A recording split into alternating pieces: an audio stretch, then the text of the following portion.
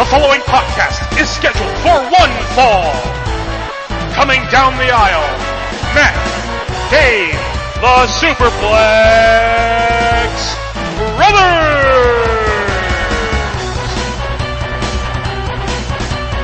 Welcome everyone to the Superplex Brothers podcast. I'm Dave. And I'm Matt. And we're back to the original duo this time around. I guess before we get into wrestling, no major updates to talk about for the website. Of course, Matt, you did upload the first mini-cast of Anime Jump. I was just going to say that. I was like, Anime Jump has officially started. It was about 23 minutes long, which the major discussion was the first episode of Dragon Ball Super. So if you're interested in that even, I'll check that out. It's on the website, or you can view it on my YouTube channel, RMGMD Punk. And episode 2 might be going up today, which is the day we're recording this, so on the 9th as well. So by the time this goes live on the website, 2 or 3 episodes might already be up. So Anime Jump is going to be a frequent thing on the website. Yeah, little insider information. We record this podcast on Thursdays, but it goes up on Sunday, because that's just, I don't know, I think that's a good day for a podcast. And, yeah, so sometimes stuff like that is going to happen. Yeah. I'm also, I guess, speaking of updates, I'm also working on a mini-cast myself for music. I'm trying to get the kinks sorted and try to get people together for that. I don't know if we're going to do it on a regular schedule or anything like that, but we're trying to figure everything out and see who wants to get involved and who doesn't. So look out for that in the future. And without further ado, I think it's time we get into some wrestling. Oh boy. And the first thing we're going to talk about is not Monday Night Raw. There was a major event during the 4th of July, America's independence, in Japan, called Beast in the East. Well, I was in London, so I actually missed this show. Yeah, you were in London. You were not here for the happening. But, we won't talk about that. Anyway, so this was basically a glorified house show, but they decided to record it, which, okay, a little bit of a deviation from the show itself, but in my opinion, they need to do more of these. I think I honestly think they should do one of these for every international tour. That'd be really nice, because you get to see how the different crowds around the world react to WWE as well, and it's just a nice change of scenery. Yeah, I mean, could you imagine doing one of these in, the Middle East? Or in, crazy. The middle of, or in Germany or something like that? That'd be awesome. Yeah. It gives you a chance for that international flair, and just, I don't know, it kind of lets the American audience experience the international stuff a little bit. So, yeah. Pretty cool. So anyway, let's talk about Beast in the East as an actual show. The first match was a one-time return of Chris Jericho taking on Neville. Oh, wait a minute. This match sounds awesome. Not Neville, I'm sorry. The man that gravity forgot, the jumping Geordie, the new sensation, poopy head, dusty old bones full of green dust, the best there is, the best there was, the best there ever will be, the Texas rattlesnake, the Viper, real American Neville. All right. I'm telling you, people, give us nicknames for Neville. We will read them off. Yes. So, anyway. So, the match itself, I haven't actually seen this show. I've only seen a few highlights of it. From what I've been told, this is actually a really good match. Oh, yeah. This was a great match. We actually, and I want to say something else about this match, too. Not so much about the match itself, but fucking props to commentary. Michael Cole and Byron Saxton by themselves, I can dig it. They actually put on a good show. Really? It wasn't, see the app, trending, well, there was a couple of trendings on Twitter, but that's okay. That's fine a little bit, but Cole was actually calling moves. What? What? He actually called moves! I was like, now I have to watch this show. Where the fuck was this Michael Cole? And I think I figured out the reason why. This shit aired at 5 a.m. in the U.S. Vince McMahon was clearly sleeping. Actually, I did read on the dirt sheets that apparently Johnny Ace was running this whole show. That doesn't surprise me. His connections with Japan are well known. Yeah. But anyway, the match itself was awesome. I mean, this was Chris Jericho back to form. In terms of, like, actual... He pulled out a fucking lion tamer. Which is awesome. And they called it the lion tamer. Really? Normally they just call it, oh wow, look at that, Walls of Jericho. And no, in fact, this was fucking awesome. It's now kayfabe. The lion tamer and the Walls of Jericho are two different moves. Finally. They're two different fucking moves, because he did the Walls of Jericho, the regular Boston Crab, and they called it the Walls of Jericho. But when he finished the match off with the lion tamer with the knee to the neck, they called it the lion tamer. And it was fucking awesome. It's about damn time. I was so happy with that. I was talking with John during this show, and I was marking out the whole fucking time for commentary, not sucking. Like, if we can get this commentary, Michael Cole and Byron Saxton not shitting it up, there's potential there for them to be a great commentary duo. And it made me realize there are two things wrong with Michael Cole. One, when Vince McMahon is in his ear yelling at him about, gotta mention the app, damn it! And fucking JBL or Jerry Lawler just shitting all over him and, you know, oh god. They're the problem. Michael Cole himself can be a halfway decent commentator. That's so, you know, Michael Cole has earned my respect. And that says a lot. Never thought I'd hear you say that, actually. Like, Michael Cole having your respect? I know. Honestly, as a commentator, I think his work at this show proved that when he wants to be, and when he doesn't have people, like, basically making him be shit, he can be a good commentator. Now, I'm not saying Michael Cole is like Gordon Soley or Jim Ross, but I think he can be actually pretty tolerable. And this show actually felt like he was having fun rather than just doing work, so that helps. But anyway, I'm going to give this match a main event rating. I thought this was awesome. Very solid opener. You do. Right now, this whole show, for me, is going to get a Zack Ryder at catering. Yeah. But I probably will watch this show at some point, maybe even today, depending on what you say about the rest of it. So. Well, we're already taking a step down. We have a three-way match for the Divas title between Paige, Tamina, and Nikki Bella. Wait a minute, wait. I thought they advertised Naomi in this match. Nope! We got Tamina.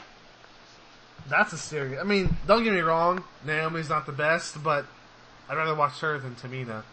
Tamina's just awkward and clunky as shit in the ring. Actually, she wasn't the worst element of this match. She actually put on a halfway decent showing. But, Who was the worst? Was it Paige? No, it was Nikki. Oh, okay. Because I know Paige has been... And this is a discussion for a whole nother show, so I'm going to keep it kind of brief, but Paige has become very complacent with the main roster wrestling style. Yeah, don't get me wrong. Paige has not excelled during this match, but Nikki was definitely the worst showing. So anyway, this is a triple threat match for the Divas title. They actually had 7 minutes. I couldn't believe it. But wow. the match was... was... a house show. It was a house show, so... It was a very... I'll give credit where credit's due. It was good for a Divas match. For a Divas match, it was good. But it was still a fairly mediocre triple threat. We should specify even further. It's decent for a main roster Divas match. Yeah. But anyway, so Nikki Bella wins. I thought they were going to give it to Paige here, but no, Nikki Bella won. She hits Tamina with a forearm after originally Paige had Nikki in the Paige tap out, which I hate the name of that move. That is a terrible name for the move. I much prefer the original name of the Scorpion Crosslock. That just sounds so much more awesome. Yeah. But anyway, she had him in that. Tamina knocked Paige off, and Paige rolled out of the ring, and then when Nikki got up, she just smashed her in the face with a forearm and got the win. Didn't even use the rack attack. I hate that forearm smash. Don't get me wrong, the rack attack isn't a great finisher, but at least it's more of a finisher than a forearm smash. I kind of like the rack attack. I don't mind the an Argentine backbreaker, you know? I just don't like her version of it. Her version of it is not great. The rack attack is also when the opponent will, like when Brie did it, like adjusted their hair. Oh, yeah. Because they're in that position where they can kind of like fix any wardrobe problems that are about to happen. And it seems to be a common problem. Like, they always just look like they're like, oh...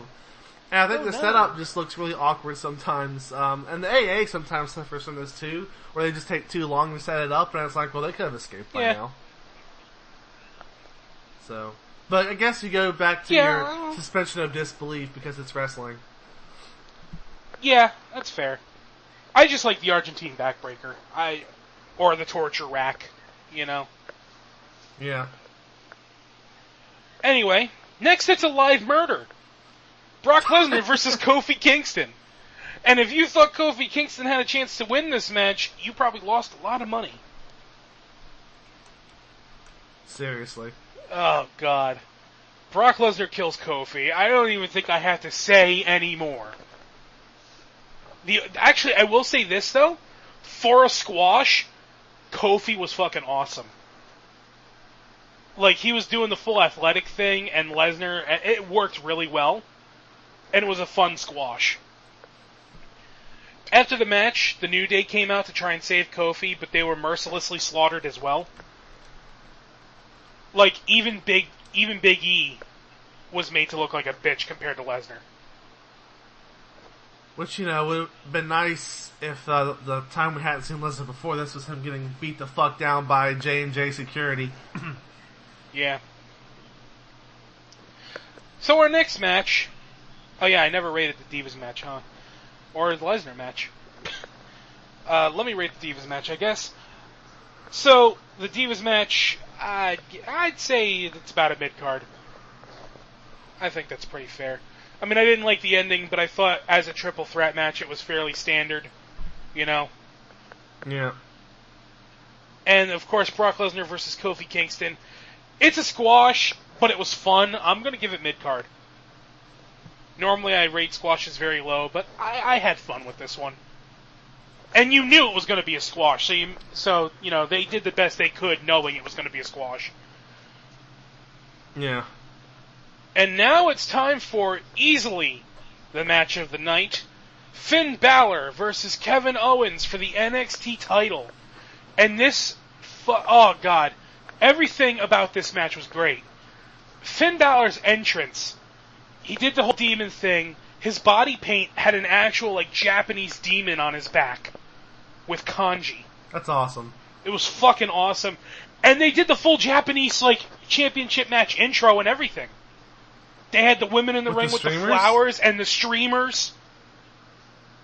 See, that alone tells you right there that neither Vince McMahon or Triple H was involved with this. That screams Johnny Ace. Right there. He would go out of his way to do that, I think, for sure. It was fucking awesome. And by the way, Cole was name-dropping Japanese wrestling organizations all fucking night. No, did he mention New Japan? He mentioned New Japan. Well, I guess it's hard to have a show in Japan that has Finn Balor on it and not mention New Japan. He mentioned Dragon Gate. What? Yeah, he dropped Dragon Gate when Neville was wrestling earlier. When Neville. I keep saying Neville because he was originally called Neville. Wow. But yeah, he was name-dropping them all night. He mentioned when Chris Jericho was in Japan, wrestling for FMW. That's crazy. I love that. That's this kind of shit we need more often. Yeah. It's very rare that on a WWE product they acknowledge that there are places outside of WWE. And the only time they do is when they mention like the NWA or AWA or WCW, and it's always, but the WWE crushed them under their boot and taught those evil sinners not to mess with the heavenly WWE. Oh, it's scarily accurate, though. So when they name drop other companies, I mark the fuck out. Like, I hope they do a show in Mexico and name drop AAA. That'd be amazing. And all of a sudden Pentagon Jr. comes out and kills everybody. Yes. Oh, did I say that out loud? But, anyway, so, of course this was a fucking fantastic match. Match of the night, easily. I would say it was even better than Neville and Jericho. I'm never going to get over that. But, it was, and you know what was fucking awesome? He brought out Bloody Sunday. What? He brought it God. out. And Owens kicked out. I have to watch this. I have to watch this fucking match. The only thing that disappointed me was Cole didn't call it. That disappointed me. He didn't call Bloody Sunday, but he brought it out. He brought out the actual Bloody Sunday, too, not the reverse one. That's awesome. But this was an absolutely brilliant back-and-forth match. In my opinion, it's a Match of the Year contender. This was that good. Match of the Year contender by WWE standards. Let me just say that. I think that's a little more specific. One of the better matches WWE has put on this year, and considering Owens has been in so many matches this year that are easily Match of the Year contender, that says a lot. Yeah, it says a lot about his possibility as Superstar of the Year. It really does. So, after the... Oh, God, I forgot to mention this about Owens. Owens was fucking phenomenal all night. Or, all throughout this match. About how he hates Japan, he hates everybody in it.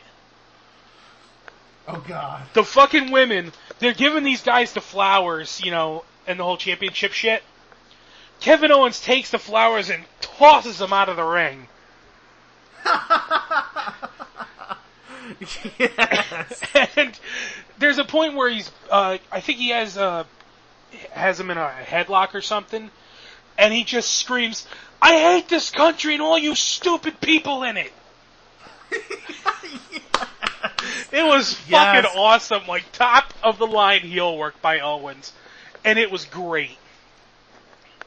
So anyway, Finn Balor wins the match with the coup de grace, and of course, everybody's fucking celebrating. What the fuck is his name? The guy who was Fujitori or whatever the hell his name is that just got in the Hall of Fame this year, Fujiyami. Oh yeah.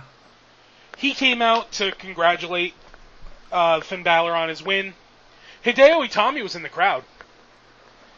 He did not look happy. He did not look happy at all. I mean, I don't mean that in the kayfabe sense. Like he very well could turn heel soon, but he did not look happy. I'm starting to think that he was supposed to be in this spot. Probably. And it didn't happen because of him getting injured. Very possible. I think that's what happened. Makes sense too. And Michael Cole even said we very well could see Hideo Itami challenge Finn Balor for the title next, or at some point down the road. Yeah, it'll be in 3 or 4 months or so, because he's still out for that long, I believe. Yeah. So anyway, I'm actually going to give this match an all-star rating. This was an awesome match. Oh, wow. A lot of fun. I'm looking forward to seeing it, that's for sure. Finally, our main event. John Cena and Dolph Ziggler versus Kane and King Barrett. Yeah, they had to go out I feel like there. this shouldn't have been the main event. It shouldn't have. And it died a death. It was a fucking sleeper. Holy shit, this match was boring. Of course, John Cena and Dolph Ziggler win. Very boring match. This would have been like your average Raw main event. They just had to send the crowd home with John Cena, basically. Yeah. It was fucking boring. Actually, believe it or not, there were other matches on this show that didn't make it to the actual, like, recorded portion. Really? That's disappointing, actually. They said the New Day competed against the Primetime Players, I think. And either the Primetime Players or the Lucha Dragons, I don't remember. And between John Cena and Dolph Ziggler and the Finn Balor Owens match, Cesaro fought Diego. A blatant cooldown match, but... And Cesaro got fucked out of the pay. Basically. Yeah, you know what? I'm gonna say this. If they're gonna do a house show and they're gonna do it on the network, you know what? Give us the whole fucking show. Like, fuck that shit. Give us the whole fucking show. Yeah. Anyway, the John Cena and Dolph Ziggler main event, I'm giving that a fucking mid-card. Throwaway. You could have put that on a Raw, and it would have been the same match, and it would have been boring. So anyway, this whole show, in reality, this is a 3-match show. You know, Chris Jericho and Neville put on a great match. Brock Lesnar versus Kofi was just fun to watch. And Finn Balor and Kevin Owens put on a phenomenal match. The Divas in the main event, you can kind of give or take, you know. Yeah. But as far as this show goes, I'm actually going to give it an upper card rating. So, 3 fun matches out of 5. I think that's pretty solid. Yep. Alright, so from there, I guess it's time to move on to a show that's not nearly as good. No, and in fact, we're not going to talk about it much because... Did you listen to our show last week? No? Well, too bad. Go back well. Yeah. I don't think we want to acknowledge that show exists. Last week didn't happen. I wasn't here. Last week didn't happen. Fuck it. Bury the whole show. It's now the lost episode. Oh, God. Anyway, this show is basically a rerun of last week. And Except this time with 100% more Brock Lesnar. We'll talk about the stuff that was different and the stuff that we feel was important, but we're not covering this whole show. There's no reason to cover this whole show. This show was almost match for match a rerun. Yeah. So, let's talk about Paul Heyman, because Paul Heyman, my God, I'm convinced this man can do no wrong, except when a checkbook is involved.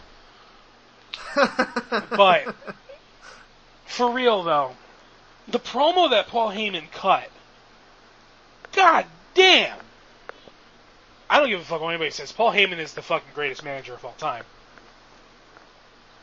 I'd agree with that at this point. Don't get me wrong, I love Bobby Heenan, and Bobby Heenan is easily number 2. But Paul Heyman's recent stuff with Brock Lesnar just fucking skyrocketed him, in my opinion. And don't get me wrong, Paul Heyman's stuff long before Brock Lesnar was great. And Paul Heyman, in my opinion, was number 2 before his recent stuff with Brock Lesnar, but that shot him up to number 1. And this promo helped solidify that. Brock Lesnar is apparently now God. He's no longer a beast. Well, he's still a beast. But he is now God of fucking divine retribution. I want that on a shirt. Put that on a goddamn shirt. That'd be amazing. But I feel like they won't do that. They're probably going to put the 11th commandment on a shirt. Yeah. The 11th... Thou shalt not intentionally provoke the beast. Goddamn right. And don't get me wrong, I was not a fan of, Brock Lesnar not showing up for his title push. But if Brock Lesnar was on Raw every week, or at least every other week, I'd have no problem with him being champion again. Yeah, I just have this feeling that, as we get closer to Battleground, we'll have our predictions, but I just have a feeling that Seth Rollins is still walking out of Battleground with the championship. Oh, he definitely is. I am totally convinced of that. I don't know how they're going to do it, because you can't have Lesnar lose clean. But, Obviously, there's gonna be interference, but like, I don't know, man. I don't know. Fuck. Yeah. So, we had some goofy photoshops of Kane. They were fucking horrible. One of those fucking photoshops looked like Kane had elephantitis. The fucking, like, one of his arms was, like, fat, while one of the other ones was skinny, and it looked like he had some kind of deformity. It was fucked up. Also, J&J went on a road trip. Yay. And apparently they were in West Virginia for a long time because, get it, rednecks. Yep. Let's talk about cucking again. Rusev and Summer Rae. Oh, God. Now, the only reason I'm even talking about this is because the big reveal here is that Rusev is no longer injured. And I'll admit, Which, I thought this segment wasn't horrible. This was probably the best segment they've done in this feud so far. yeah, but that's kind of that's not hard to really accomplish. But this whole feud in general is still fucking ass. Oh, this feud is definitely cringeworthy, and I'll admit the standards are not high, but I like seeing Rusev beat the shit out of people. And if I get to see Rusev beat the shit out of people, I'm okay. Because it's better than him walking around acting like a big fucking baby. Yeah, that's true. So, yeah, Rusev is back and he beat the shit out of Dolph Ziggler. And apparently, WWE.com put that Dolph Ziggler's throat was injured. Okay. Yeah. I don't buy it, but... And you shouldn't buy it. That's for damn sure. Oh, God. It's time for some Street Fighter. Seth Rollins. Of course, he decided, fuck the 11th commandment. I'm going to provoke Lesnar to try and find a weakness. Well, Triple H kind of told him to. Oh, yeah, he did. He did. I'm not denying that. But, this fucking segment, I thought this was fun. Of course, J&J Security decided to leave their car in the front on the stage. I don't know why they thought that was a good idea, but they did. Anyway, so Brock Lesnar comes out with fucking axes. Paul Heyman actually pushed out, I think it was like a fireman's kit. Yeah, it was. And Brock Lesnar took out a couple of axes and destroyed the car. And then destroyed J&J Security. And then chased Seth Rollins around for a bit. Unfortunately, Seth Rollins got away.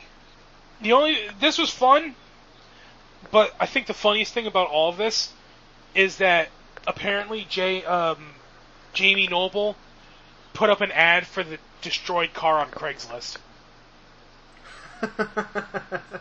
Base Jamie. He said, slightly used. And he said, a couple of scratches from a fight. Yep. We'll have to find a picture of that and put it with the show notes. Because it was pretty goddamn funny. And is there anything... Oh, okay. Yeah, we have one last thing to talk about. The United States Championship match. Of course, John Cena has his open challenge. And Kevin Owens comes out again. And he's like, you know what? Now I need this title because I lost mine. I'm going to face you for it. And then Cesaro comes out and says, no, fuck you. You cost me my match. I'm having this match. Get the fuck out of here. And Cena and Cesaro... And you know what? I wish this could have just been a triple threat instead. Because that would have been fucking amazing. It would have been. It would have been great. But what we got was pretty damn good, too. Oh yeah, what we got wasn't bad, but, it could have become like... A main event match could have been like an all-star match if they had been a triple threat instead. A lot of people were saying this is a match of the year contender. I won't say it was a match of the year contender, but I will say it was a Raw match of the year contender. Very easily. I wouldn't say either, really. I've actually kind of enjoyed some of the other US Open Challenge matches a little bit more, but...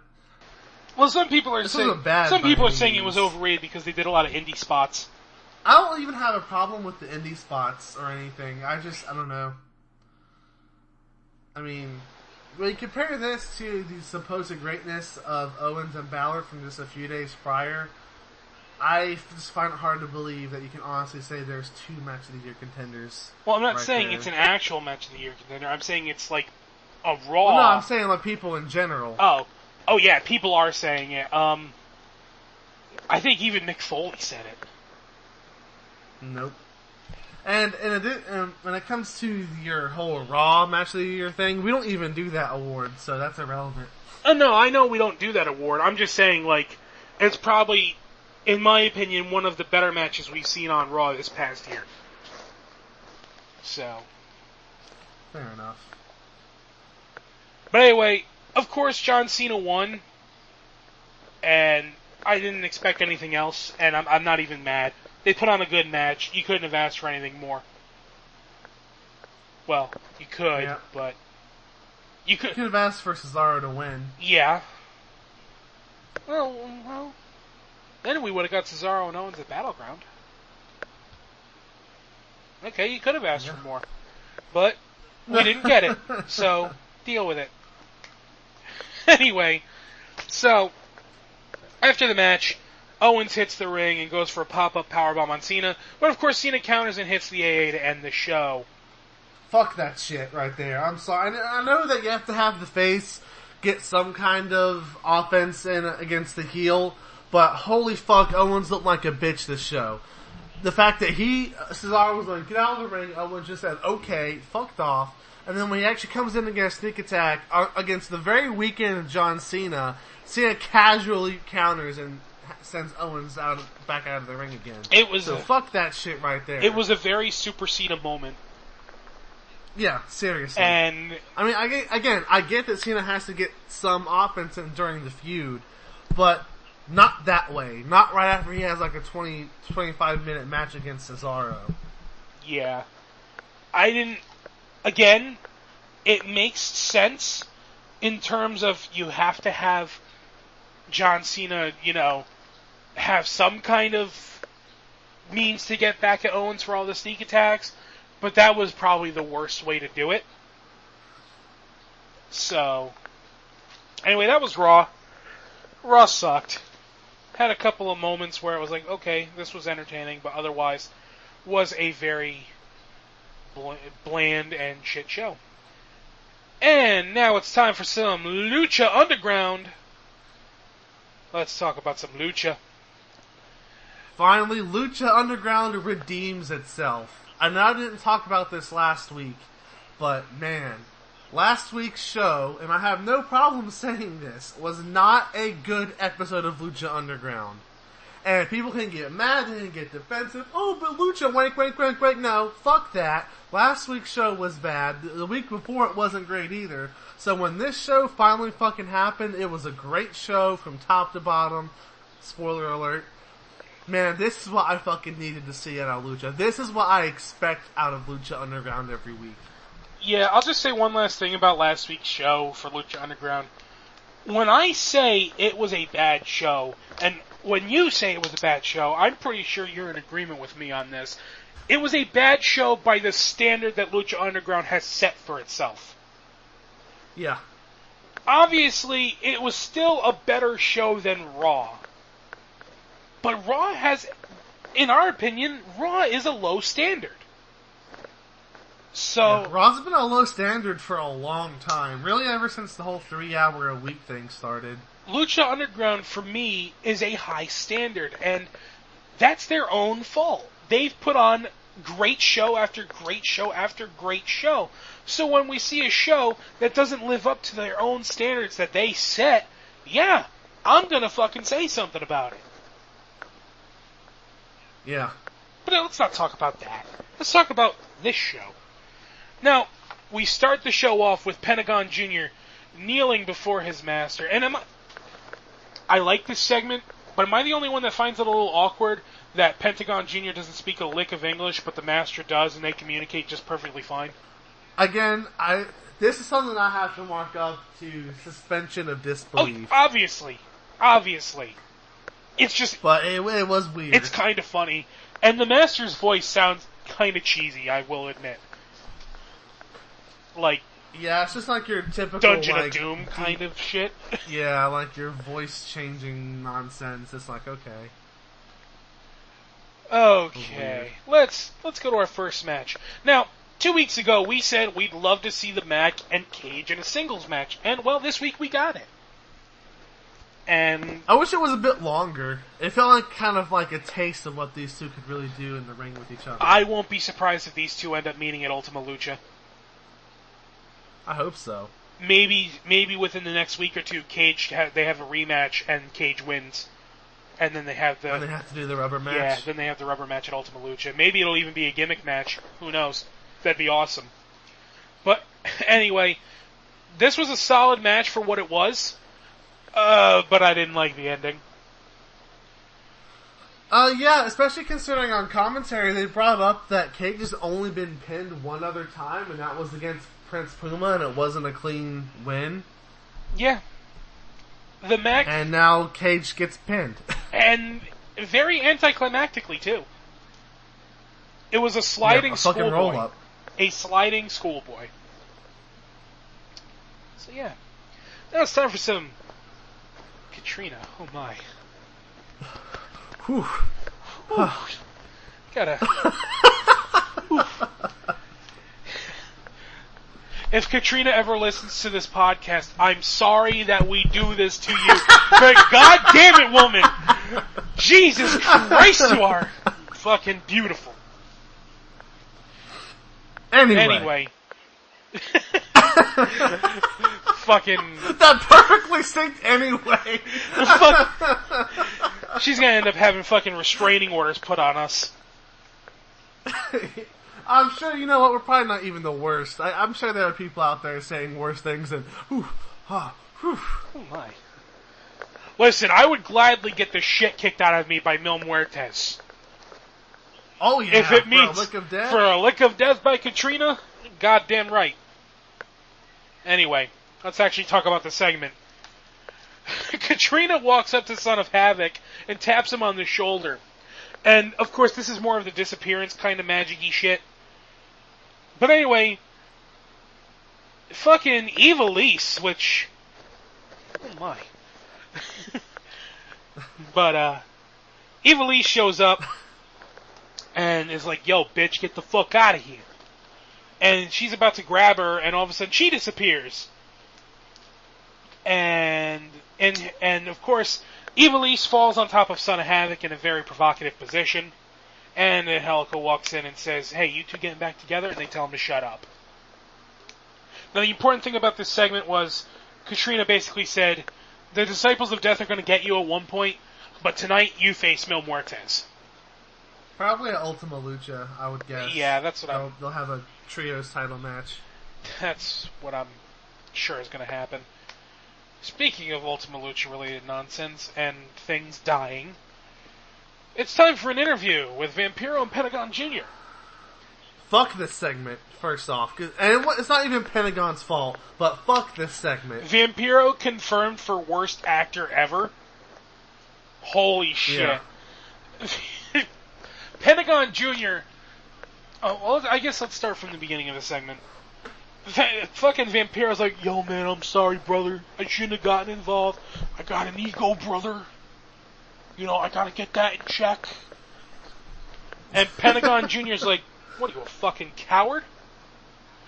Yo brother, I'm not a coward.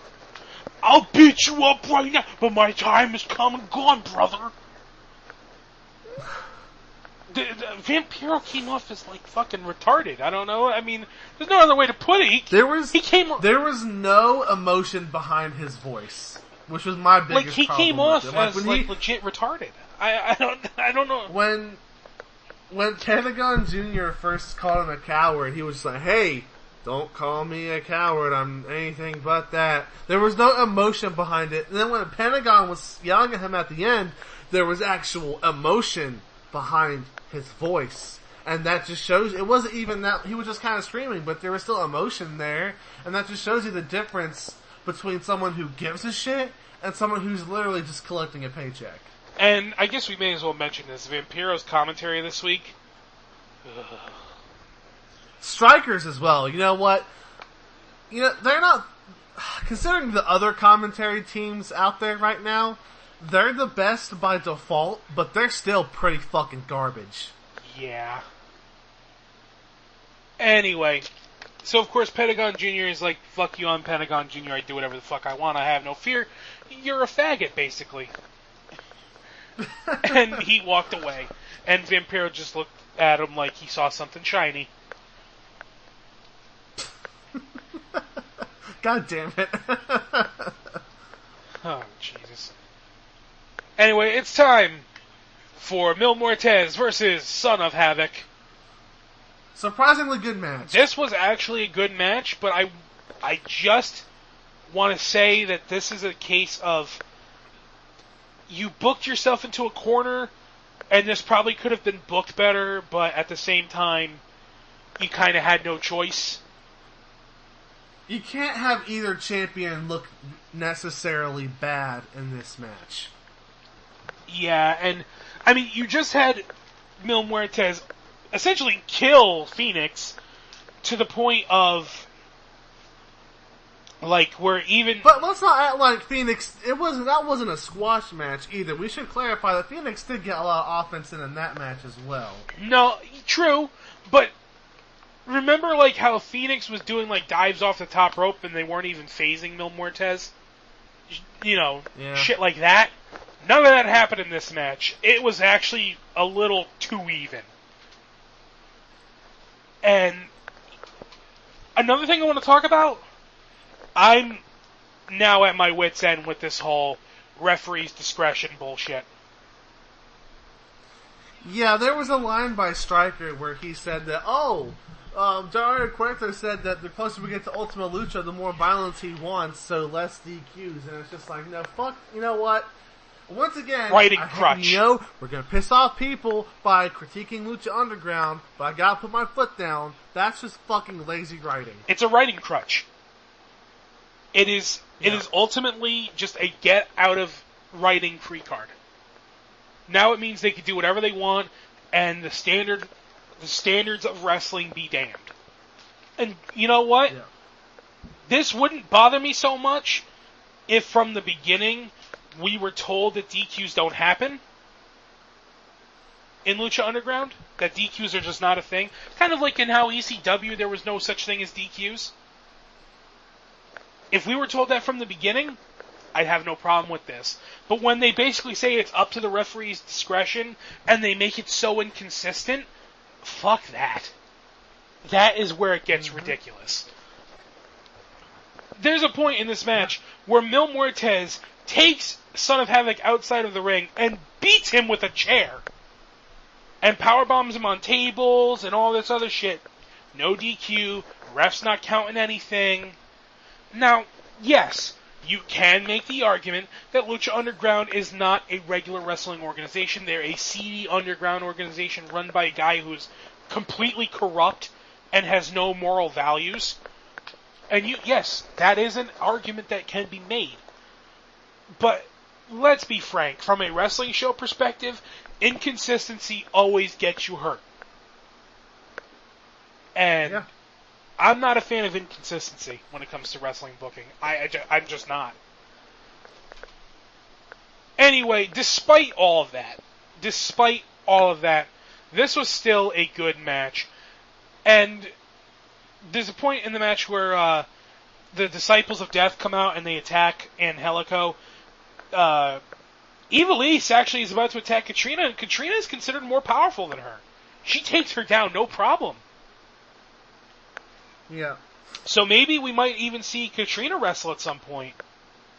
Oh. I'd be okay with this. I mean, she did wrestle in WWE. Yep. So anyway, of course, Mil Muertes wins the match with a flatliner. Next is a awkward segment. Teano Jr. is in the ring. Now, why should I be convinced this guy is a face? I have no reason to be convinced because this guy. He said he was. I have no reason to be convinced this guy was a face. In fact, Tejano's entire face run has been kind of baffling. His face turn made no goddamn sense. Because Daivari seemed like the face when he initially beat the shit out of Tejano. And he only became a face by virtue of Daivari ending up being a scumbag. Then, throughout this entire promo, Tejano talks about how he's a fucking scumbag. Oh, but he's Mexican. Yep. That is literally his gimmick. I like Tejano as an athlete and as a competitor, but what the fuck are they doing with him? Anyway. They don't know. Anyway, he basically says, you know, Chavo, I'm going to face you at Ultima Lucha, and all of a sudden he gets attacked by the crew. Head. And then Blue Demon Jr. comes out, slow as shit, I should add. I mean, was he coming out to help him, or was that a fucking casual jog? He's old. Anyway.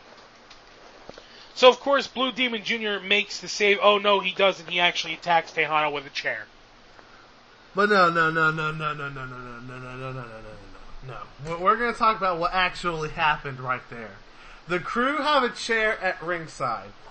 And they're like, oh man, they got a chair. They're gonna attack Blue Demon. And they roll it into they slide it into the ring. And he picks it up, and Blue Demon Jr. acts like he's still gonna fight the crew. But at this point, anyone with even a shred of common sense has figured out what's going to happen here. And after a good 30-45 seconds, he then turns around and hits Tejano with the chair. Even commentary was it's awkward as fuck. They were confused. Even commentary was like, wait, what the fuck? Yeah. That segment was terrible. Blue Demon Jr. says, oh, I'm Mexico, and don't fight my battles for me. I'm gonna face you at Ultima Lucha. Needless to say, not interested. Not even. If let's say, for instance, if that match makes the card and Mac and Cage doesn't, fuck them. You know, the sad part is that's probably what's going to happen. Fuck them. So got no problem saying it. Let's get to our main event. We have Team Alberto, which is Alberto El Patron, Sexy Star, Drago, and Aerostar, versus Team Johnny Mundo, Superfly Hernandez, and Jack Evans, in an Atomicos tag match. Now, Atomicos ultimately means it's an 8-man tag. Now, I think what separates Atomicos from a regular 8-man tag is that all the competitors involved have some kind of issue with one another. I think that's what separates it from a regular 8-man tag. I know Atomicos tag matches are very much lucha libre kind of thing, and you don't see that a lot in American wrestling, or at least it's not acknowledged as such. So, I think that's the main thing with that. And as far as this match goes, I thought this was a solid main event. This was a fun match, man. It was. And speaking of people having fun, Johnny Mundo had some fun. Oh yeah. He got a nice little handful of Sexy Star's ass. Oh, he didn't get a nice handful. He went full fucking in. I mean, he was clasping a cheek. Anyway, so after all the confusion, and all the people, doing the typical, everybody does some kind of move, and then they kind of come in and out. Sexy Star is in, and Johnny Mundo actually does a roll up with a handful of tights, but he had a little more than tights. He had full on ass cheek in his hand. Yes, lucky bastard. So anyway, Johnny Mundo's team wins. After the match is when the fun also happens. Pentagon Jr. comes out and beats the fucking shit out of Vampiro. And I marked out just for that alone. Oh, yeah. Just for that alone. I kind of was hoping he'd beat up Stryker, too. But just because? Didn't. Well, especially because of his commentary during the fucking Atomicos match. Holy shit. Let me talk about Frutos. Oh, God. let me talk about this before I finish this fucking segment. The biggest complaint about Stryker, and this is a complaint a lot of people have, is that he uses the goddamn wrestler lingo way too much, and it's like full-on smarky cringe. He did this shit at Wrestle Kingdom 9 when he was like, Kenny Omega swerved the fans, and even Jim Ross was like, shut the fuck up. And yep. But now there's no one like Jim Ross to put him in his place. No. There's no one. No, there's not. Vampiro ain't gonna do it because he don't give a shit. And he's too drunk. Yeah, and he sounded fucking drunk during this show too. His commentary on this show was almost as bad as the fucking AAA World Cup. And which, if you watch that show, you would understand. That's not something we would just throw out casually. No. In fact, if I'm not mistaken, he even got yelled at during the show for being so shit. But anyway, fucking Stryker constantly saying, the Rudos, the Rudos, the Rudos. For those of you who don't know about Lucha Libre, Rudo is what is commonly referred to in the United States as a heel. So he's ultimately saying the heels, the heels, the heels. Yep. I'm sorry. Insider lingo has no fucking place in wrestling commentary. That's what separates the fucking professionals from the indie smart idiots. Damn straight. And Lucha Underground has set a pretty damn good standard of not doing that, with Matt Stryker on commentary, no less. Now, I have no problem with Matt Stryker talking about the intricacies of Lucha Libre, the differences, and, you know, how it relates to Mexican culture and all that stuff. Information like that is great. That really gets the American audience invested. It helps them understand, you know, the differences and all that. And it helps them further enhance the experience. That's good stuff. But when he's like, the Rudos, the faces, the heels, fuck off with that shit. Mm-hmm. It has no business being there. No, it has no business being there. So anyway, unfortunately, Stryker did not get attacked, but Vampiro did, and fucking Pentagon, man, he brought out a goddamn thing of gasoline and started spraying it all over Vampiro. I was kind of hoping he'd go full through with this, but unfortunately he did not. He took out a lighter and said, listen, Vampiro, if you don't accept my match at Ultima Lucha, your family and the world are going to see you on fire. And he says, I'll give you a week. And that was pretty much that. So, overall rating of this show, I'm going to say it was an upper card show. It had its problems. I was just going to say. It had its problems, but it was a much better show than the last 2 weeks. Yep. So, with that, I think we are done with wrestling for this week. So... yeah, I'd say so. There's not much else to talk about. There's not much news. So, yeah, I think... there's no confirmed news. No confirmed news, anyway. So with that, I think we will take a break. And when we come back, it'll be time for video games. Yep. Hello, this is Shane Killian, and you're listening to the Superplex Brothers. When you're done, why not hop over to Bogosity.tv and listen to the Bogosity Podcast, where we discuss myths, lies, idiocy, non-science, and nonsense. The stupid things people say and do in any subject. Medicine, religion, astronomy, economics, and even politics. We don't hold back on any subject. And you just might hear some familiar voices, too. You can also join our online forum and participate in discussions about whatever subject you like. It's all at Bogosity.tv. Hey guys, you're listening to the Superplex Bros podcast, but when you get done, there's more content to find, including our brand new anime and manga review series, Anime Jump, coming out all throughout the week, reviewing the latest and greatest anime and manga ongoing today, including One Piece, Attack on Titan, Fate Stay Night, and more. Make sure you check it out.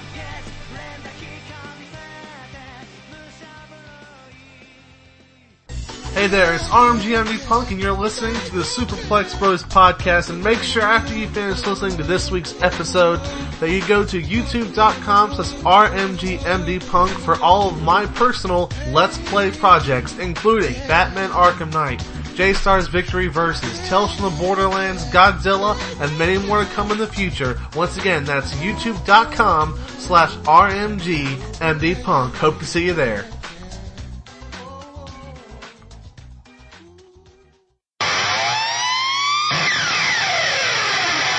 It's time for some fucking video games!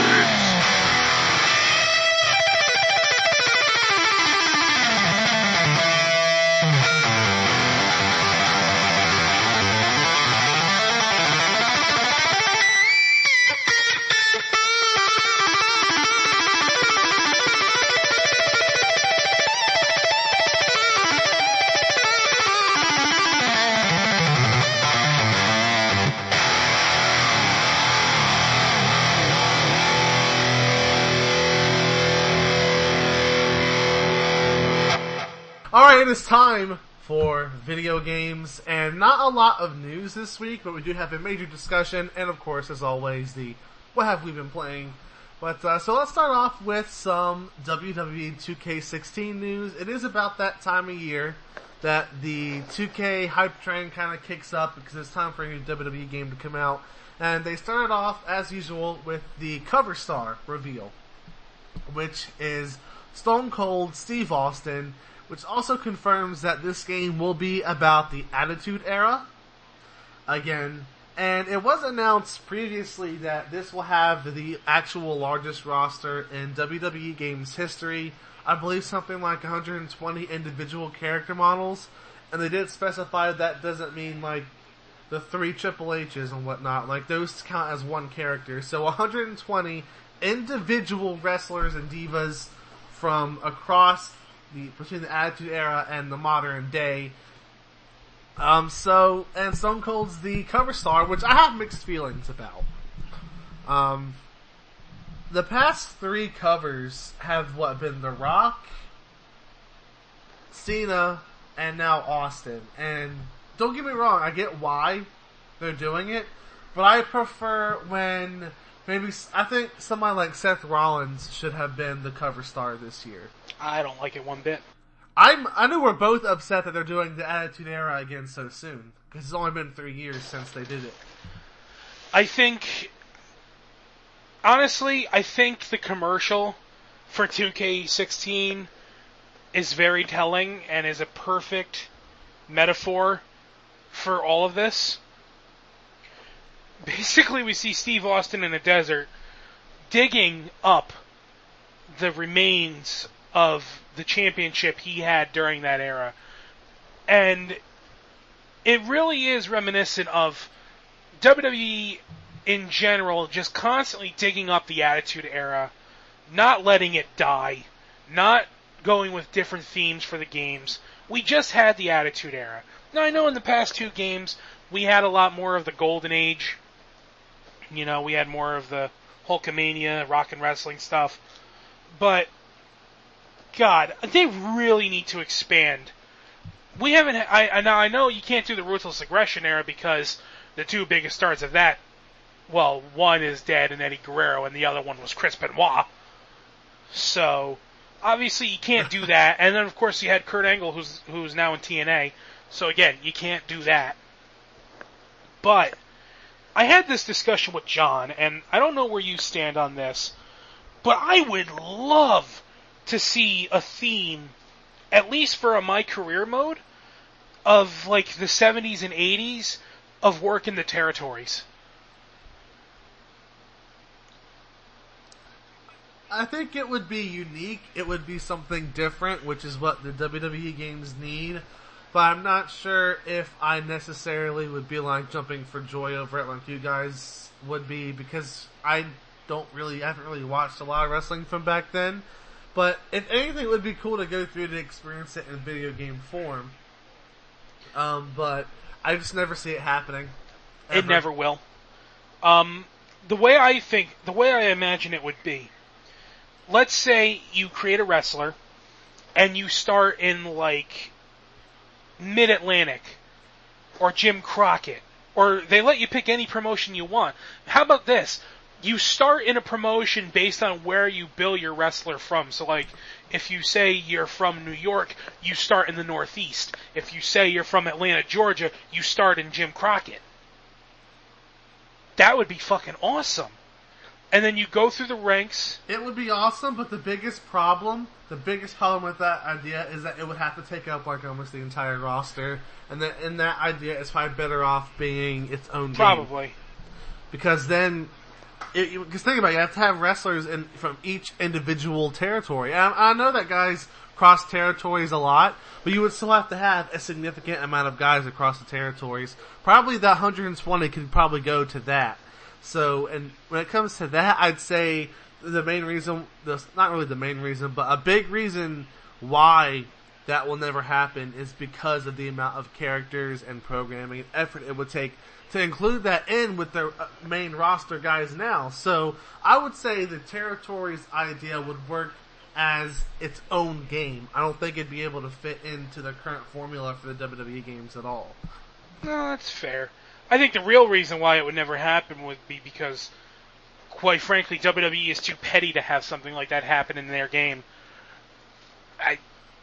As we said earlier, WWE doesn't really like to view other companies normally as, viable competition, and the only time they really mention other companies is when, they were crushed under the heel of the mighty WWE. So, yeah, it probably won't happen. But it would be cool, even if we didn't get like a full-on, like every wrestler from the territories ever kind of deal. Even if it was just like 3 promotions and maybe 5 guys in each promotion, something like that. I think that would be cool. It'd just be different, and that's what I want. Yeah, but for now, we're stuck with the Attitude Era again. So, even if they don't do my idea, I would still love to have like the 70s and 80s era. Even if, or maybe have that be like the reenactment stuff. Like you could reenact Bruno Sammartino's reign, or reenact Bob Backlund versus the Iron Sheik. Or reenact some NWA stuff. That would be awesome, but it's never going to happen. Nope. So, I guess for now that's probably going to do it for WWE 2K16. We'll probably get more news at SummerSlam. We'll have probably our roster reveal like they normally do. I hope it's better than last year, and we actually get some gameplay and not still pictures while Legends do a Q&A. Yeah.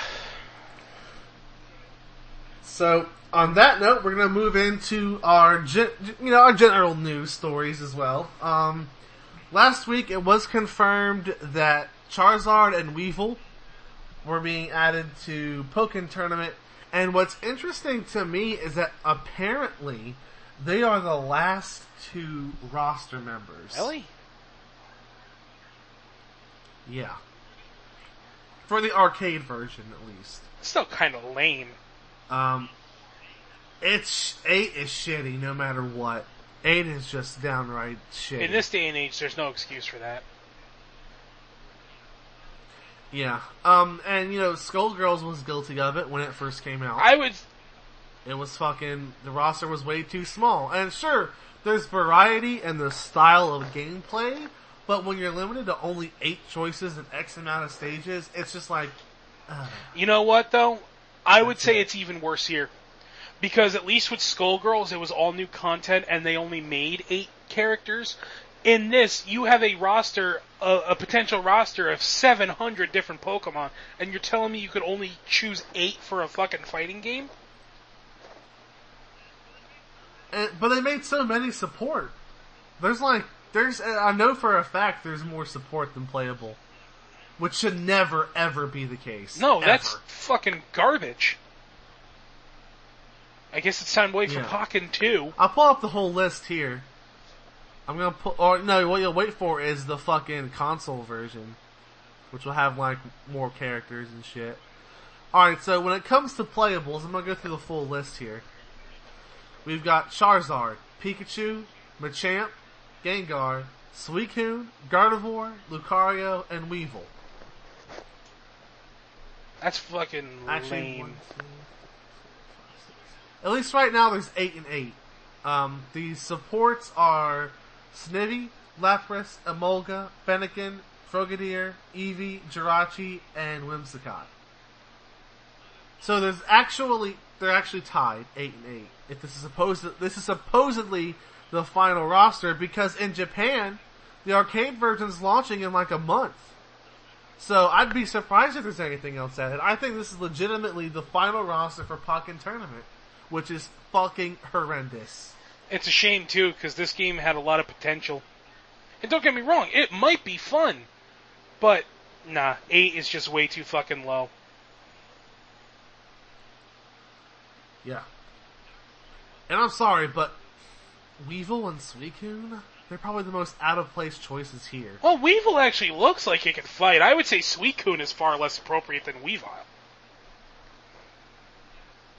I mean, at least fair. Weavile represents ice and dark. I think it would have been cooler if, I know this would have rubbed people the wrong way, but I think they should have had, like, their initial roster be mostly fighting types. It's a fucking fighting game, goddammit. And, like, seriously, I get that Gardevoir is popular because a lot of fucking creeps out there, I agree that's with their that. waifu. But Gallade is way more appropriate. Like, way more appropriate. Or hell, I would even argue if you're gonna have a psychic type, why not fucking Mewtwo? Yeah. Mewtwo has to be more popular than, like, fucking Suicune. But hey, what do we know? What the fuck do we know? Right? We're just diehard Pokemon fans, for basically our entire lives. What does that matter? So yeah, that's disappointing. But moving on from that, we'll talk about... there's a new Sonic game coming, apparently. And Dave, I'll let this one go to you, because you actually reported on this. Well, we don't know much details yet. All we know is that the head of the Sonic the Hedgehog PR, Aaron Weber, appeared on a podcast by Segabits called the Swingin' Report Show. And they had a lot of conversations about a lot of things, but the big story that they dropped was that, yes, they are working on a Sonic game for the 20th anniversary, or the 25th anniversary of Sonic the Hedgehog. Now, the last anniversary game we had was Sonic Generations, and that was great game.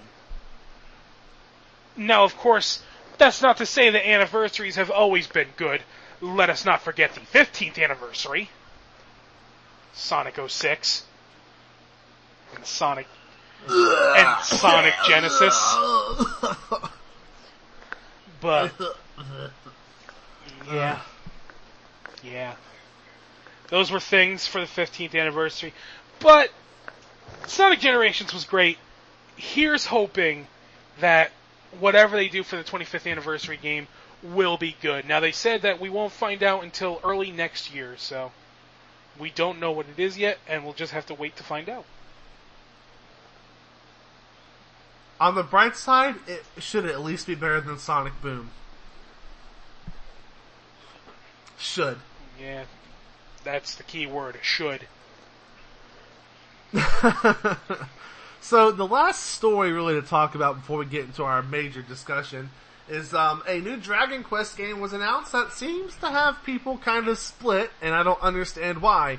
Square Enix announced on the Dragon Quest website Dragon Quest Builders, which is a blatant, people calling it rip-off, but I think it's just done in the same style as Minecraft. So you get a proper RPG experience in a Minecraft-style universe, which, judging by the screenshot, everything looks fine except for the player character, which looks like shit, but, it's probably a pre-alpha screenshot, so I won't complain too much.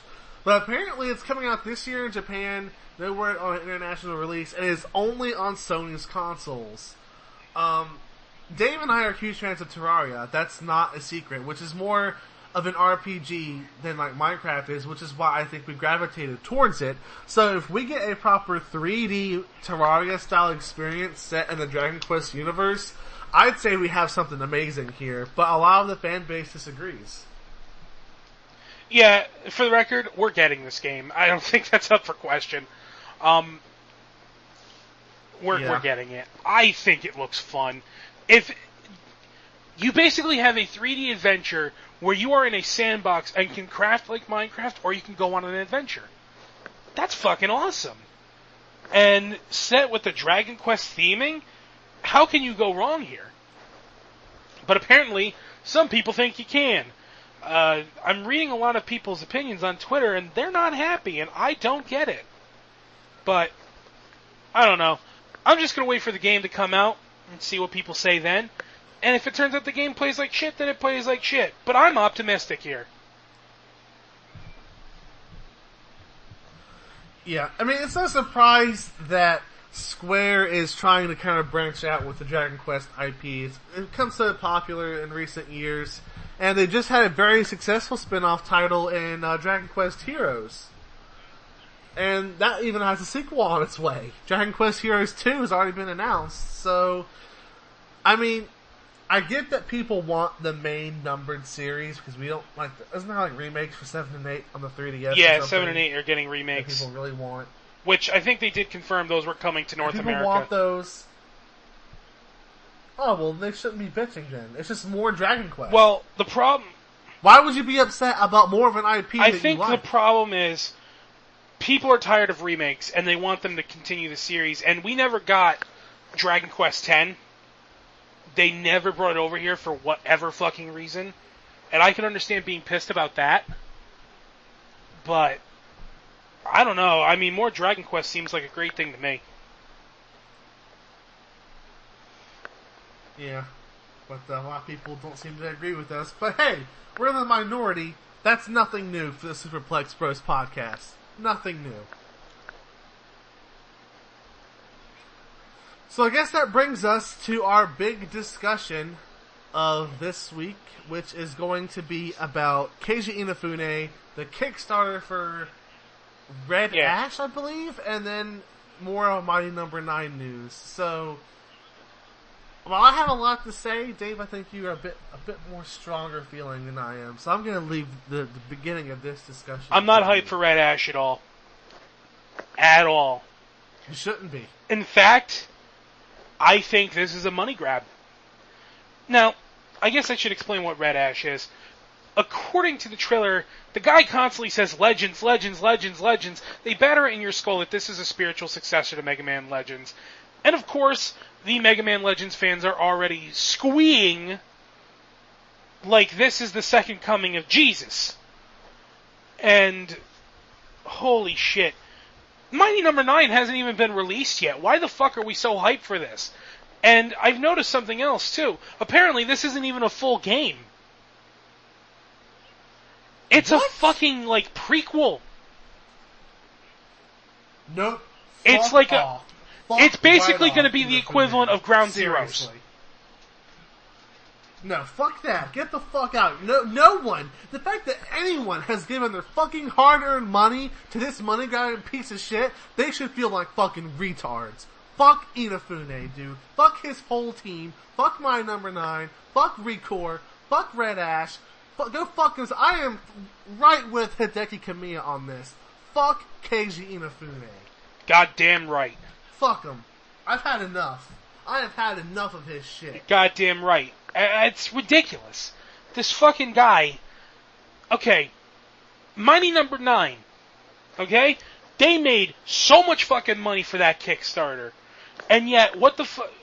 And asked for more. And what the fuck did they blow this money on? Funding an anime. Now they're having a movie come out. And they even said they had to remove content from Mighty Number 9 because of fucking budgeting funds. This is... I want to see an actual breakdown of where the money went. Because if they had like $4 million to make this game, you're telling me they fucking... And plus whatever else they got extra after that, and you're telling me you had to cut shit out? And then with the whole fucking Dina debacle, with the fucking with people that's people a whole who separate thing. paid their hard-earned money towards this fucking Kickstarter and had their privileges revoked because of a political disagreement. And then Keiji Inafune's response says, "Well, not my problem. I ain't giving you your money back." As far as I'm concerned, this is not the same guy who made the Mega Man games. And even if he is, he's a shell of what he was. And quite frankly, I have no interest in supporting Keiji Inafune. I'm not getting Mighty Number 9 at all. I will not pay a single cent for it. You know how much it's going to be when it comes out? Did you hear about the price? No, what's the price? $30. Oh, that just made it easier. Yeah. Fucking $30 for the digital version. Yeah, I ain't fucking paying that. No way. The only way I'll be playing Mighty Number 9 is if someone either gifts it to me, or if it's on PS Plus, I might try it out, but he ain't getting a fucking cent of my money. No fucking way. And I'm not buying Red Ash either. Nope. Now, people were saying, well, you know, of course it wasn't going to be a full game. That's why he was only asking for $800,000. Only? Yeah. Now, some people are kind of waking up to this. Believe it or not, Red Ash is not doing as well as Mighty Number 9 did. Now, some are saying, well, it's only because there's so many Kickstarter projects at once. You know, I call bullshit. I call bullshit. People are waking up to this. I actually saw a Happy Console Gamers video. He was trying to say, it's all just too much at once. It's all just too much at once. No, it ain't. Let me tell you something. Why the fuck didn't Recore get a Kickstarter campaign? Oh, because Microsoft is funding And? it. And? You telling me he's not getting extra money on the side for making it in the first place? Really? That's not stopping Shenmue 3 from getting some money from Sony. So... yeah. Why wasn't it getting a Kickstarter? You know why? Because it's not connected to Mega Man, and he knows he can't get that kind of money out of people. And yeah, I don't buy into his shit one bit. I don't buy into it one fucking bit. Keiji Inafune ain't getting shit from me. I'll probably go fund whatever the fuck the other guy's doing. Kadeki or whatever the hell his name is. Oh, yeah, Kamiya. Kamiya? I'll fund what he's doing. Yeah. Because he's awesome. Fucking awesome. Kamiya's awesome, man. But he gives no fucks. If you ever really want to sit down and have a laugh at some fucking idiots on Twitter, go to his fucking Twitter feed. He does not give a fuck. And here's the thing about Recore. Recore is a AAA title. Recore is a AAA title. That means Comcast is no longer an indie company. Well, was it confirmed that that's the company Yeah. that's making Recore, or it's Comcast. It's Comcast. Yeah. It's Comcast? No, they're not fucking indie They're not anymore. indie anymore. They're a AAA studio now. Yeah. Fuck that. They are working closely with Microsoft, and this is now a new Microsoft IP. And, here's the thing. That's one of the dumbest business decisions Inafune could have made. Why? Name a single fucking Japanese person that gives a shit about the Xbox One. Well, I think they sold, 100 consoles in the whole country a couple weeks ago? Okay, so you can name 100, but can you name any more than that? Yeah. Probably not. So, why the fuck would you accept that deal, knowing that the Japanese audience ain't gonna fucking play it? Yep. Anyway. Oh, apparently, there's, I'm kind of reading up on this. There's 2 Kickstarters for Red Ash. One's for a game, one's for an anime. He ain't getting a cent for either. Seriously. You money-grabbing whore. Jesus Christ. So, Oh, apparently a stretch goal for Red Ash is $1 million, and if they reach it, they'll port it to one console. Just one, and they won't decide which one until after the game is backed. how are people falling for this shit? How are people falling for this shit? I'm fucking baffled at how... So, people are all over fucking Inafune's dick for this shit, but they have a problem with Dragon Quest Builders? Are you fucking kidding me? Yeah. Oh, here's the actual quote, right, from this. Porting Mighty Number 9 taught us exactly how much it costs to port a single console, which includes not only the port work itself, but also debugging and other costs that add up. We take our ports seriously, and though there may be some sticker shock at the cost, we are planning wisely with the money. No, you're not. Support. You're a lying sack of shit. I think the overall theme of this is fuck Keiji Inafune. Just fuck him. Heel of the week. Yeah.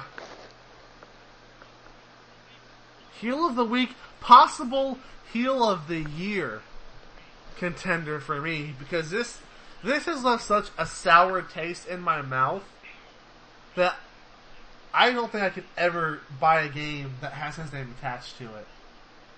Old or new. I just can't. Because I know he'll get some of the money from it. Which means you'll never And play a that's Mega just Man not okay game with me. ever. Pretty much. Oh well. Fuck him. Fuck him. I would, you know what? I would pirate them. I will pirate the Mega Man games. That way he gets some money. So just download ROMs. Yep. Because fuck Inafune. Yeah, pretty much. Man. Fuck him. Okay, so on that note, I guess it is time to move on to what have you been playing for the past week? I've been playing a game for the Super Nintendo called Evo, The Search for Eden. And this is going to be my next video project for YouTube, which is why I've been playing it, and I guess I'll briefly talk about the game. It's a bit of a mixed bag, but there's a lot of charm to it, and I really like the theme. Ultimately, you're playing as life. That is what you are playing as. You are playing as the creation of life. And you go through various stages of evolution through the animal kingdom and try to make your way to Eden. And you start as a fish, and you go through from fish to amphibian to reptile, during the age of the dinosaurs, to mammal during the Ice Age, and you stay as a mammal at the very end and reach all the way to the stage of early man. And it's a rather interesting concept. It's an action RPG, and the whole game takes place within the span of several 100 million years. And that's kind of cool. But, and you experience, all the major events in the animal kingdom history. You experience the first creatures, coming from the sea to land. You experience the, extinction of the dinosaurs. You experience going through the Ice Age. And you experience the potentiality of evolving into a man. Now, my biggest problem with this game is the whole idea is to change, to evolve, and because of that, there is a heavy emphasis on grinding, to the point where it's the major goal, or the major way to achieve things is by non-stop grinding. What happens is when you kill a creature, you eat a piece of meat, and this piece of meat will give you health and experience points, and you need to get enough experience points to evolve certain parts of your body. So that means you will spend a lot of time just standing around and grinding in one level to evolve different parts because, well, quite frankly, there just aren't enough enemies for you to fully evolve what you feel comfortable with by the end of an area. So you will need to take the time to grind. And some people aren't going to like that, and I will admit, it can get a little on the boring side when you do that, but I think the game has enough charm to it that just the experience of it can make it enjoyable, and there's a lot of quirky writing and all that kind of stuff, but it's an overall fun game. I recommend giving it a shot, and I hope I do the game some justice when I actually do my LP of it. Okay. And of course we'll both be playing Terraria because we're still exploring 1.3 and building our new world, so that will be fun. I guess on... Probably going to be doing that after this. Yeah, like right after this.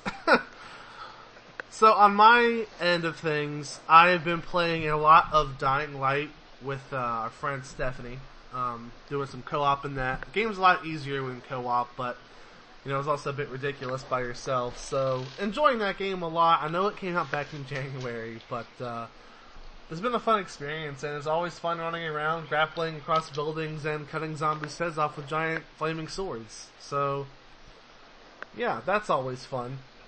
I've also been playing J-Star's Victory vs. Plus, which actually came out in English last week, and it's been a blast. I've been enjoying the story mode in that.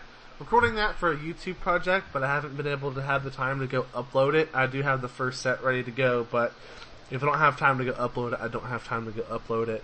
I also recorded all of Tales from the Borderlands Episode 3, which I have a lot of mixed feelings about, which I do talk about in the end of that recording session as well, so I don't want to spoil it too much, but I'm not liking what they're doing with certain characters from the main Borderlands games. Basically, they're making me hate characters that I used to like because of what they're doing to the new characters that I can't help but grow more attached to, because Tales from the Borderlands is obviously a very narrative-based games compared to the open-world FPS RPG elements where you don't really get to understand characters that well from the main Borderlands series. So I'm not sure why they're doing that. It's kind of pissing me off. I'd rather them just make up new characters than change and recharacterize the old ones. So, and then I think that's about it. I've been playing more Pokemon Shuffle because they updated it and added more stages, and today I beat all the new stages, so... I have yet to. Yeah, I just have to go back and catch everything now, because I've caught everything up to Tyranitar. And a few I Pokemon hate after the new that. stages. The new stages aren't too bad. I think the last set was way more annoying than the current set. So... I'm still stuck on Doublade. Oh, really? Wow! Yeah. Wow! I took a break from that when a lot of the special stuff happened, like the Giratina stuff, the fucking Dialga stuff, the Safari and all Safari, that. By the way, that's annoying. I took a break from all that, and then I tried to do more of stuff in expert mode for a while. And I finally went back to Doublade, and he's just kicking my ass. I would recommend, if you're really still struggling with him, I would say wait till Saturday, and then do the Victini stage with your Doublade team. That's probably what I'm going to have to do. Because eventually... I know my Doublade team right now is Lucario, Donphan, and Groudon. And Lucario and Groudon are at level 8, Donphan's at 7, and my Mega is usually either Gengar or Blastoise. And Gengar's maxed out. Oh, wow. And you're still not beating him. That's a pretty high level team. My team was probably weaker than that when I beat him. Did you use items? Nope. You probably just got luckier boards then or something. I guess. I must have. I've noticed that too, because sometimes you just get shit boards. And I get them a lot. Yeah, that's true. But, yeah, so Pokemon Shuffle, it's still not terrible, but it's become so, like, pay to win or be stuck on these stages for days that, which at this point, they're adding stuff so little that I'm really glad that I never paid anything, because I'm able to beat them and then it's just kind of, there's nothing to do. So at least I'm not wasting money on the game. But... yeah, I've checked the prices out for some of the stuff, too. I mean, I think it's like 3 jewels for 99 cents or something like that. That's not really bad, but I still don't think I'd pay it. No. Especially now that there's a mobile version of the game out, and apparently it's way more pay to win. Yeah, I still have the one jewel I didn't spend yet, and I'm saving it. Yeah. For, like, whatever the next competition is, because I know they're going to have one soon. We had competition for Mega Venusaur and Mega Blastoise. Where the fuck is Mega Charizards? That's a good question. Because they went from them to Mega Manectric for some reason. Yeah. And now we got the Tepig thing. Yeah. So, chances are the next competition will come after one of those expires. I think they'll all expire all for like another week or so. So. Yeah. Well, Tepig's coming in August. Or not Tepig, Pignite is coming in August. Yeah. But that's about all I know about that. Yeah. So I guess on that note, it is time to go ahead and wrap up this episode of Superplex Bros podcast. It feels weird to actually do this myself, but let's see. I guess I'm Matt. And I'm Dave. This feels wrong. No, fuck that. No. We're not doing it that way, god damn it. Now, let's do this correctly. To wrap up the Superplex Brothers podcast, I'm Dave. I'm Matt. And until next time, take care.